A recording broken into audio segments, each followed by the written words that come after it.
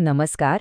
आजच्या या नव्या विश्लेषणात आपण एका अशा सॉफ्टवेअरबद्दल बोलणार आहोत जे अनेकांसाठी फक्त एक कंटाळवाणा आणि भीतीदायक रकाना असलेला ग्रिड असतो. होय, मायक्रोसॉफ्ट एक्सेल.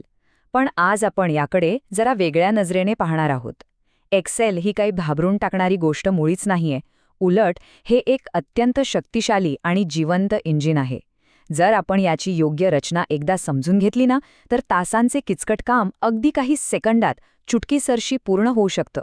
या संपूर्ण विश्लेषणात आपण याच एक्सेलची रचना, त्याची गती आणि निर्णय घेण्याची अद्भुत क्षमता अत्यंत सोप्या आणि रंजक पद्धतीने उलगडणार आहोत. चला तर मग आजच्या या प्रवासात आपण काय काय पाहणार आहोत ते थोडक्यात पाहूया. आपण 4 मुख्य टप्प्यांतून जाणार आहोत. पहिला, एक्सेलची रचना. दुसरा, डेटा एंट्री आणि ऑटोमेशन. तिसरा, नंबर क्रंचिंगसाठी लागणारे आवश्यक फॉर्म्युले.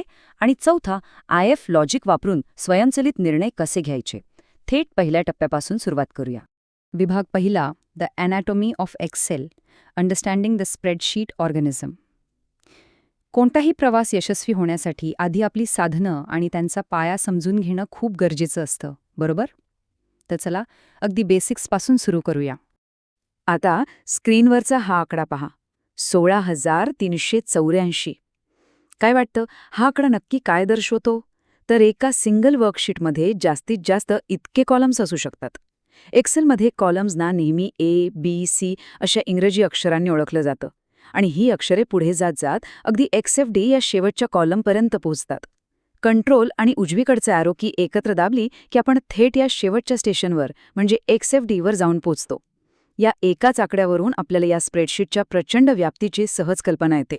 आणि जर कॉलम्सची संख्या ऐकून थक्क झाला असाल तर लगेचच हा पुढचा आकडा पहा, 10,48,526.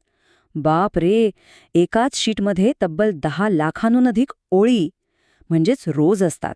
आता विचार करा, कॉलम्स आणि रोज यांची ही प्रचंड क्षमता एकत्र केल्यावर जगातला कितीही मोठा आणि गुंतागुंतीचा डेटा असो, हे एकच स्प्रेडशीट तो अतिशय सहजपणे सामावून घेऊ शकतं. खऱ्या अर्थाने ही केवळ एक तक्त्यांची शीट नाही, तर हा माहितीचा एक अथांग महासागर आहे. पण मग या एवढ्या मोठ्या महासागरात मार्ग कसा शोधायचा, रस्ता कसा लक्षात ठेवायचा? त्यासाठी सेल ॲड्रेस नावाची भन्नाट संकल्पना समजून घेणं आवश्यक आहे. जिथे एक उभा कॉलम आणि एक आडवी रो एकमेकांना छेदतात, तिथे तयार होणाऱ्या त्या छोट्या चौकोनाला सेल म्हणतात. आणि या प्रत्येक सेलचा स्वतःचा असा एक युनिक सेल ॲड्रेस असतो. हे एखाद्या पत्त्यासारखंच आहे. जसं गाव, तालुका आणि राज्य मिळून एक पक्का पत्ता तयार होतो, अगदी तसंच कॉलमचं अक्षर आणि रोचा नंबर मिळून सेलचा पत्ता बनतो. उदाहरणार्थ, जर आपण ई कॉलम आणि दुसऱ्या रोमध्ये असू तर त्या ठिकाणाचा पत्ता E2 असा असेल. एकदम सोप्पं नाही का? आता वळूया दुसऱ्या विभागाकडे, data entry and automation, moving with speed. इथे वेगाने काम कसं करायचे ते पाहूया. काम करताना माऊसऐवजी कीबोर्डचा वापर केला की वेळ खूप वाचतो. उजवीकडे जाण्यासाठी टॅब आणि खाली जाण्यासाठी एंटर कीचा वापर करून आपण आपला डेटा एंट्रीचा वेग जबरदस्त वाढवू शकतो. इथे सॉफ्टवेअरची एक अतिशय रंजक आणि हुशार पद्धत पाहायला मिळते. जेव्हा आपण सेलमध्ये एखादा शब्द किंवा नाव म्हणजेच टेक्स्ट टाईप करतो, तेव्हा एक्सेल ते आपोआप सेलच्या डाव्या बाजूला ढकलतं. पण याउलट जेव्हा आपण एखादा आकडा किंवा नंबर टाकतो, तेव्हा तो आपोआप उजव्या बाजूला सरकतो. हा एक छोटासा पण भारी व्हिज्युअल संकेत आहे. यावरून आपल्याला एका क्षणात समजतं की आपण टाकलेला डेटा टेक्स्ट आहे की नंबर. आता इथे जी गोष्ट दिसते ना, ती खऱ्या अर्थाने एक जादूची कांडी आहे, जिला फिल हँडल म्हणतात.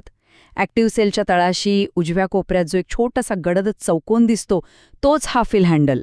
जेव्हा आपण माऊस तिथे नेतो तेव्हा कर्सर एका काळ्या रंगाच्या अधिक चिन्हात बदलतो आणि विश्वास ठेवा, हा टूल तासांचं कंटाळवाणं काम काही सेकंदात गायब करू शकतो. हा फिल हँडल नक्की काय करतो? तर समजा आपण एका सेलमध्ये 1 आणि दुसऱ्यात 2 लिहिलं, दोन्ही सेल सिलेक्ट केले आणि हा फिल हँडल नुसता खाली ओढला तर तो आपोआप 3, 4, 5 अशी सलग क्रमांकांची भली मोठी मालिका तयार करतो. इतकंच नाही बरं का, या टूलमध्ये एक वेगळंच लॉजिक आहे. 2 आकड्यांमधला संबंध, जसं की 5 आणि 10 मधला फरक त्याला समजला की तो कोणत्याही पाढ्याची पूर्ण मालिका एका झटक्यात बनवू शकतो. डेटा ऑटोमेशनचं याहून उत्तम उदाहरण ते काय असू शकतं? आता आपला तिसरा आणि अत्यंत महत्त्वाचा विभाग, essential number crunching formulas giving Excel a brain. Manual काम मात्र झालं. पण जेव्हा मोठ्या डेटावर झटपट गणिती प्रक्रिया करायची असते तेव्हा खऱ्या अर्थाने आपण एक्सेलला एक मेंदू देत असतो. पण इथे एक अत्यंत महत्त्वाचा, अगदी सोन्यासारखा नियम नेहमी लक्षात ठेवायचा.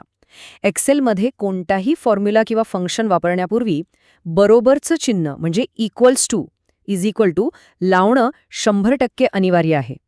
हे चिन्ह एक्सेलला सांगतं की अरे बाबा, आता मी नुसता मजकूर टाईप करत नाहीये, तर एक गणित सोडवायला देतोय.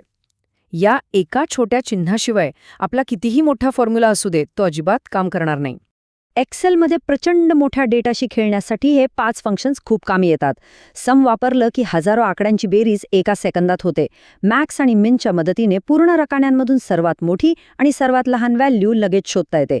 काउंट हा फंक्शन किती सेलमधील रकाने नंबरने भरले आहेत हे अचूक मोजतो. तर ॲव्हरेजमुळे डेटाची सरासरी लगेचच आपल्या हातात येते. फक्त एक साधी कमांड आणि काम फत्ते. पण थांबा, वेळ वाचवण्याची एक भारी ट्रिक सांगतो. माऊसने इकडे तिकडे शोधत बसण्याऐवजी कीबोर्डवर फक्त ऑल्ट आणि बरोबरचे चिन्ह एकत्र दाबा. यामुळे ऑटो सम त्वरित सक्रिय होतं आणि एका उभ्या कॉलममधील सगळ्या आकड्यांची बेरीज आपोआप करून आपल्यासमोर आणून ठेवतं. कामाचा वेग वाढवण्यासाठी हा शॉर्टकट म्हणजे एकदम गेम चेंजर आहे. आता इथे एक अतिशय महत्त्वाचा प्रश्न उभा राहतो. समजा डेटा खूपच मोठा आणि गुंतागुंतीचा झाला, म्हणजे एखाद्या शाळेला हजारो विद्यार्थ्यांचे निकाल ठरवायचेत, तर हे सगळं मॅन्युअली एका तपासत बसणं शक्य आहे का? इतक्या विशाल डेटाचं विश्लेषण पूर्णपणे ऑटोमॅटिक पद्धतीने कसं करता येईल? आणि याच प्रश्नाचं उत्तर आपल्याला आपल्या चौथ्या आणि शेवटच्या विभागात मिळतं, making decisions with if logic, automated grading. आता बघूया एक्सेल स्वतःचे निर्णय स्वतः कसे घेतं ते. हा IF फॉर्म्युला सुरुवातीला ऐकायला थोडा कठीण वाटेल, पण लक्ष देऊन ऐका, हे एकदम सोपं आहे. पहिली पायरी, नेहमीप्रमाणे बरोबरचं चिन्ह आणि IF लिहिणे. दुसरी पायरी, एक अट टाकणे. समजा गुण 45 पेक्षा जास्त आहेत का? तिसरी पायरी, जर ही अट खरी ठरली तर काय करायचं, जसं की पास लिहिणं. आणि चौथी पायरी, जर अट खोटी ठरली तर काय लिहायचं, जसं की फेल. बस, एवढं सोपं आणि सरळ लॉजिक आहे हे. हे प्रत्यक्ष कसं काम करतं ते या उदाहरणावरून अगदी स्पष्ट होईल. इथे काही विद्यार्थ्यांची नावं आणि त्यांचे गुण आहेत.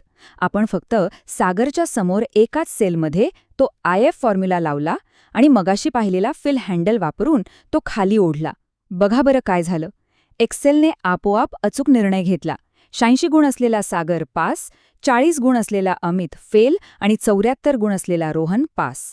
विचार करा, हजारो विद्यार्थ्यांचा निकाल कोणत्याही मानवी चुकीशिवाय असा एका सेकंदात तयार होऊ शकतो. या सगळ्यावरून एक खूप भारी विचार मनात येतोय.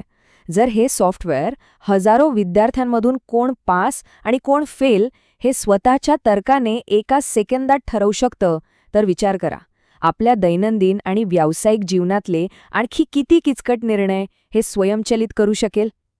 मोठमोठी आर्थिक बजेट्स असोत, व्यवसायाचं ट्रॅकिंग असो किंवा गुंतागुंतीच्या डेटाचं विश्लेषण, ही तर फक्त एक सुरुवात आहे. एक्सेलच्या या अमर्याद जगाचा शोध घेणं हा खरंच एक थक्क करणारा अनुभव आहे. काय वाटतं, आपण तयार आहोत का या पुढच्या प्रवासासाठी?